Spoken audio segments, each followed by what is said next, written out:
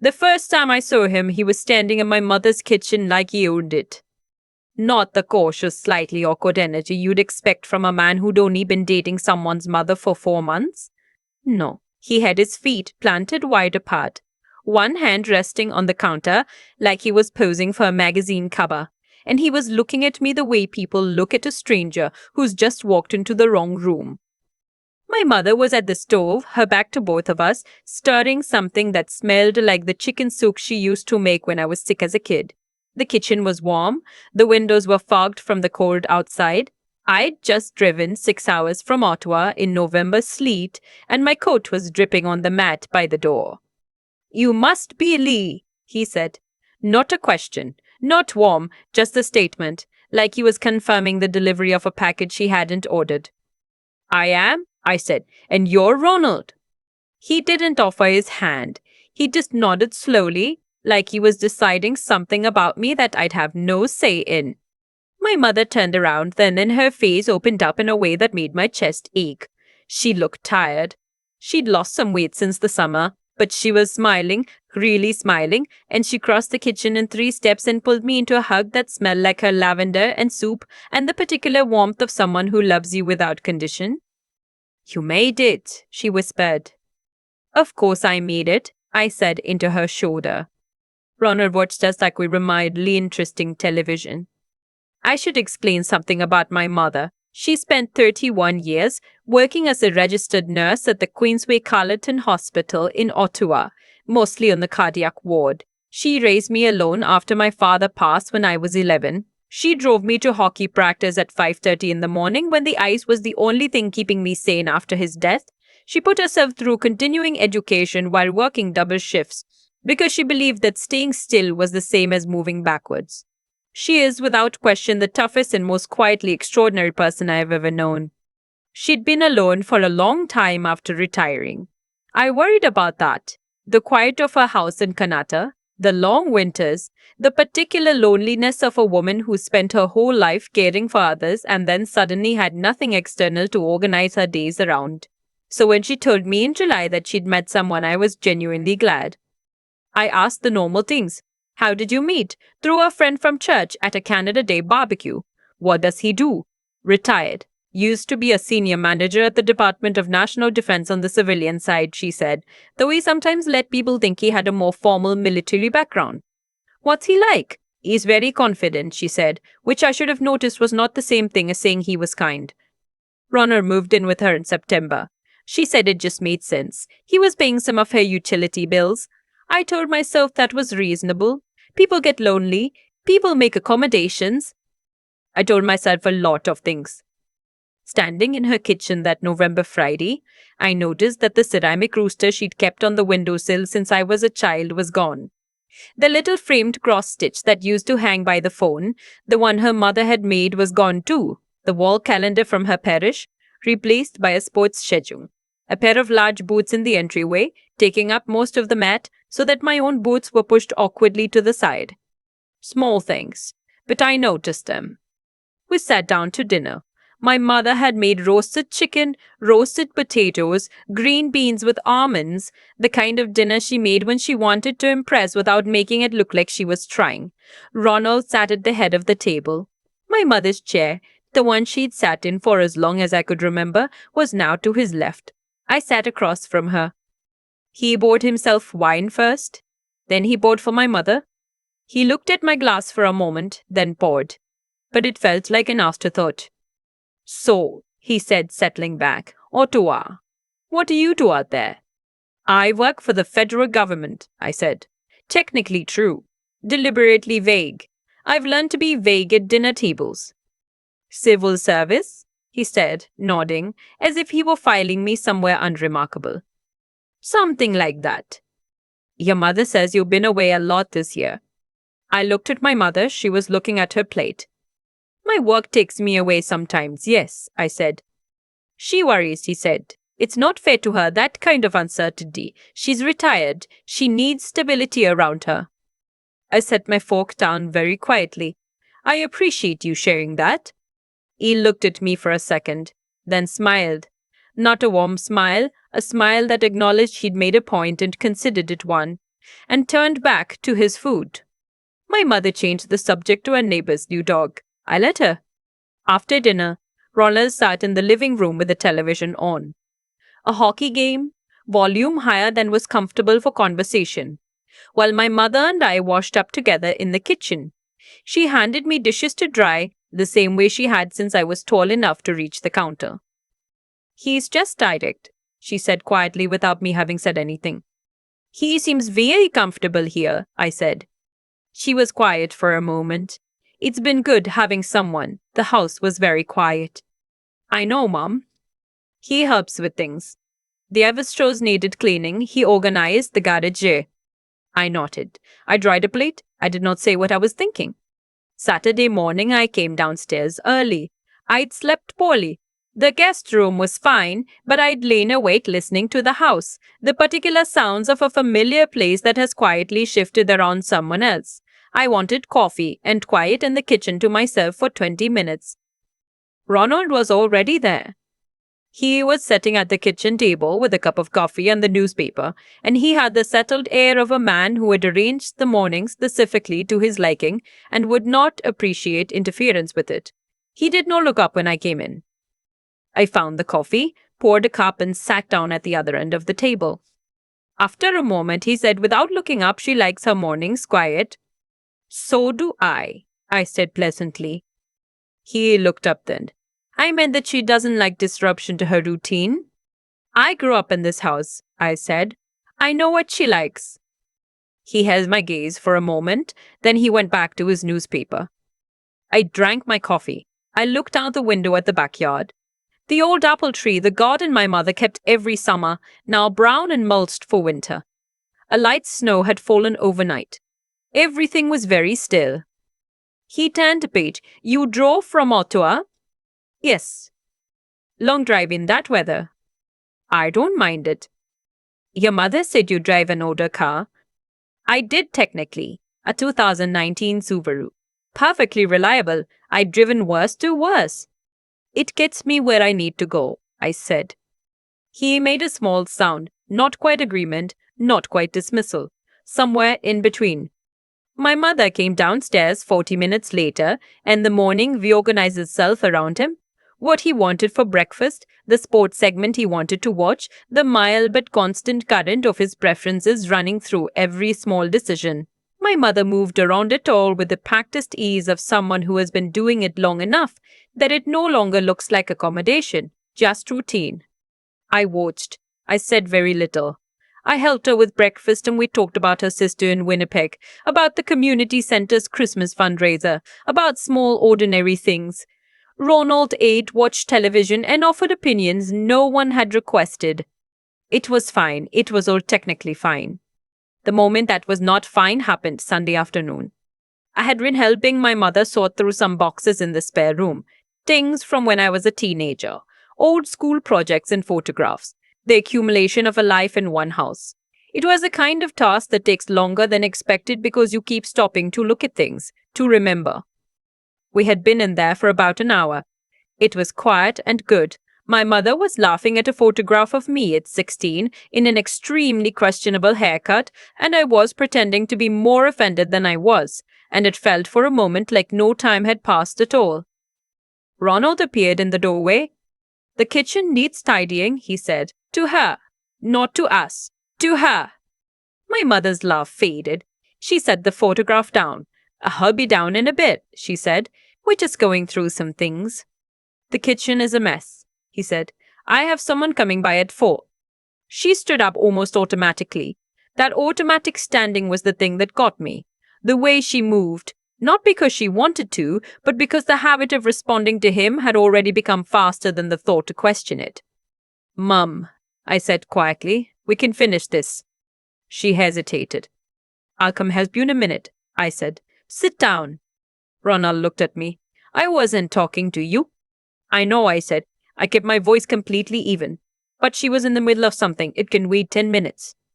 The temperature in the room changed. He took one step into the doorway, and he drew himself up the way certain men do when they've decided that physical presence is an argument. I run this house, he said. When I say something needs doing, it gets done. That's how it works here, and it works fine. I don't need you coming in for a weekend and disrupting what we've built. My mother said very quietly, Ronald.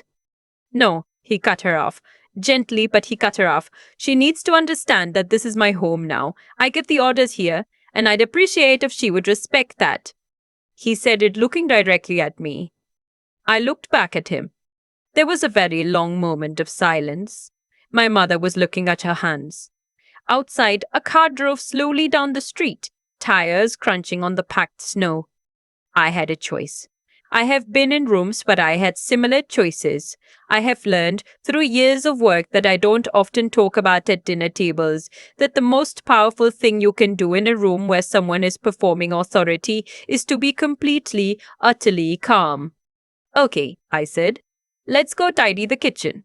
He looked slightly surprised. He'd expected something else. He nodded, the way men like him nod when they've gotten what they wanted, and he left. My mother looked at me. Her eyes were apologetic in a way that hurt more than his words had. You don't have to apologize, I said, before she could. Come on. We tidied the kitchen. Ronald's acquaintance arrived at 4, a man about his age. Also large, also possessed of the comfortable certainty of someone who has spent a long time being agreed with. They sat in the living room. I made my mother tea and sat with her at the kitchen table while the sound of their conversation filled the house, and I thought carefully about what I was going to do. His acquaintance left at 6. My mother started dinner. Ronald came into the kitchen, and there was a particular energy about him, the kind that follows a man who has spent 2 hours being agreed with and now expects the world at large to continue in that vein. He looked at the table. My coat was on one of the chairs. I'd come in from checking my car and hadn't hung it up yet. This house has a closet, he said. It does, I agreed, and I picked up my coat. I've noticed you have difficulty following the rules of a house you didn't grow up following rules in. I stopped. I turned around. My mother was at the stove. She had gone very still. I grew up in this house, I said. This is my mother's house. Her name is on the deed. I've visited here my entire life. And now things are different, he said. I've put a lot into this household. Financially, structurally, I'm not a visitor. You are. There it was. I folded my coat over my arm. I looked at him, and I thought about every room I had ever walked into where someone had looked at me and decided I wasn't worth taking seriously. You mentioned you worked at D&D, I said, on the civilian side. He straightened slightly. 30 years, senior manager, procurement. I know how government organizations work. I'm sure you do, I said. What department did you end up in? He named it. I nodded. I ask, I said, because I want you to understand something about me, since you've been making a point of explaining how things work. I set my coat on the chair again. I am the Deputy Director of Financial Investigations at the Financial Transactions and Reports Analysis Center of Canada. FINTRAC. We report to the Minister of Finance. Our mandate includes investigating financial crimes, money laundering, and the misuse of federal funds. He stared at me. I've been doing this work for 11 years, I said.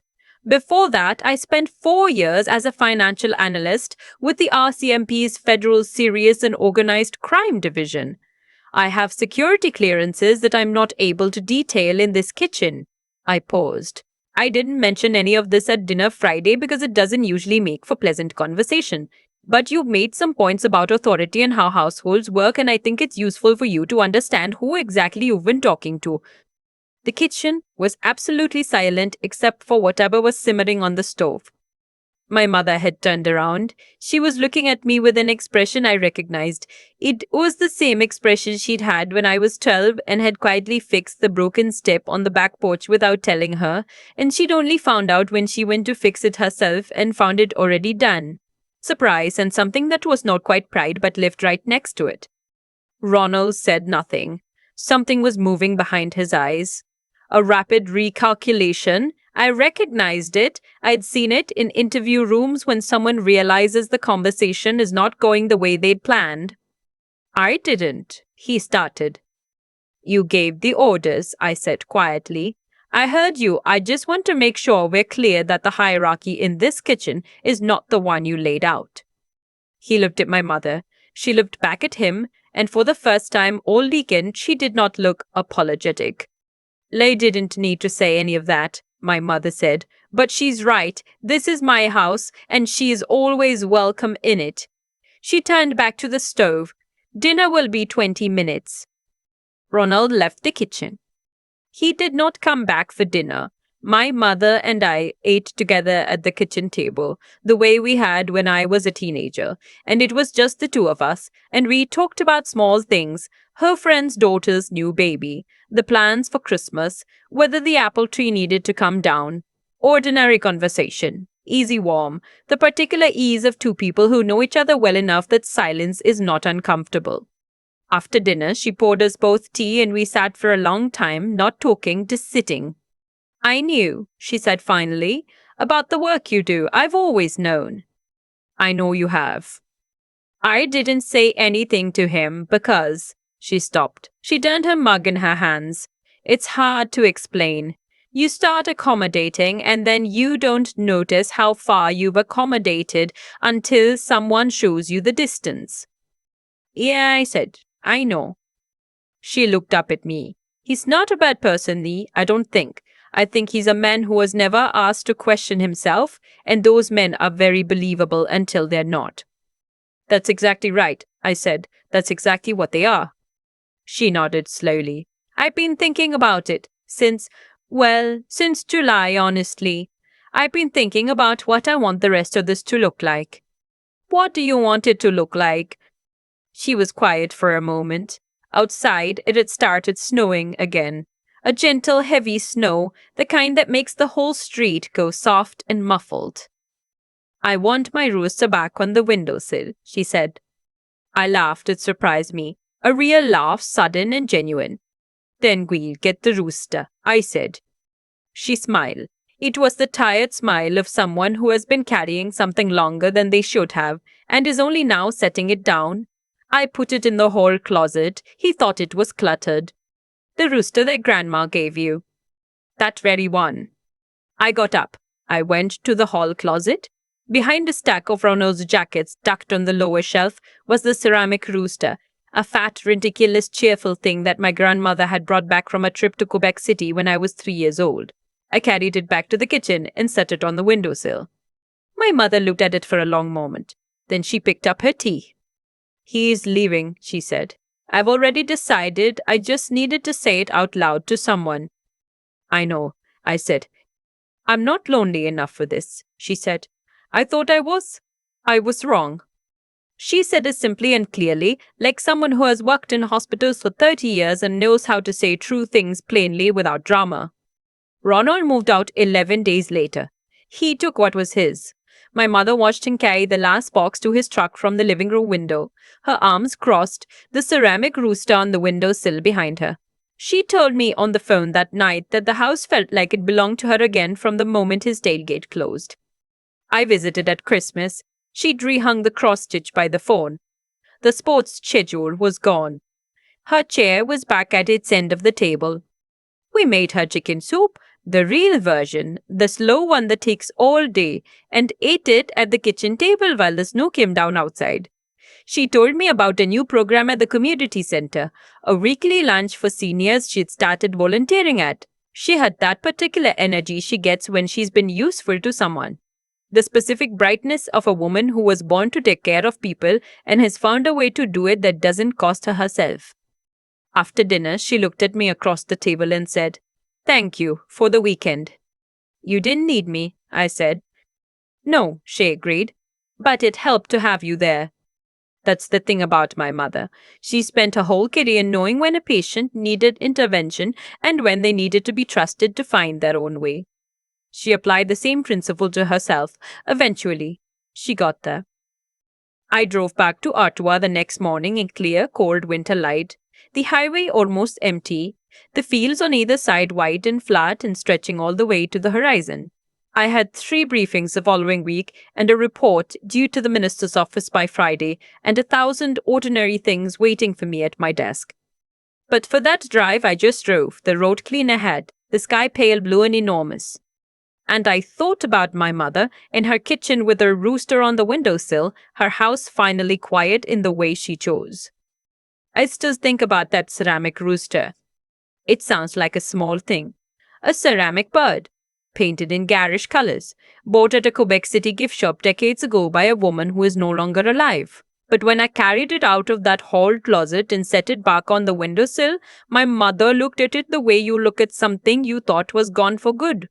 That look told me everything about how long she had been quietly losing ground. The hardest part wasn't Ronald. Men like Ronald are, in a strange way, straightforward. They announce themselves early if you're paying attention. The small claims of territory, the interrupted sentences, the way they pour their own drink first and make it feel like generosity. What made that weekend difficult was watching someone I love and admire, someone who had spent 30 years making hard decisions with grace and competence, go still when he walked into a room. That's what accumulation does. It doesn't happen in one dramatic moment. It happens in 100 small ones, each reasonable enough on its own. Until one day you stand up automatically and don't even notice you've done it. I've thought a lot about what actually protected my mother in the end, and I don't think it was anything I said in that kitchen. What protected her was that she already knew the truth, she just needed the distance to see it clearly. The integrity she'd built over a lifetime, the honest reckoning she'd always applied to her work and her patience, turned out to be what she applied to herself when the time came. That quality of being willing to look at a situation without flinching, even when it costs you something, isn't a talent people are born with. It's something you practice, slowly, in smaller moments, until it's there when you need it. The clear-headedness mattered too. When she said, "I'm not lonely enough for this," she wasn't speaking from hurt or anger. She was speaking from a very clear understanding of cause and consequence. She had made a choice that made sense in July. She had gathered information through September and October, and by November she could see where it was heading. That kind of reasoning, patient, honest, not rushed by emotional pride, is what separates a decision you'll stand behind from one you'll spend years explaining. And then there's the part that I think about most, which is the quiet endurance of a woman who had been a nurse for 3 decades and understood, better than almost anyone, that the most important thing you can do in a difficult situation is stay present and keep going. She didn't collapse under the weight of having made a mistake. She didn't catastrophize. She made soup. She went through boxes with her daughter. She decided, and then she moved. I drove back to Ottawa in January sunlight, thinking about the kind of person you have to be to do that. To look clearly at something painful, understand how you got there, and simply correct course without drama or self-destruction.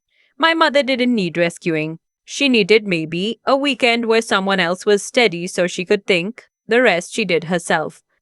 That rooster has been on the windowsill for 40 years. It will probably outlast all of us. I think that's exactly right.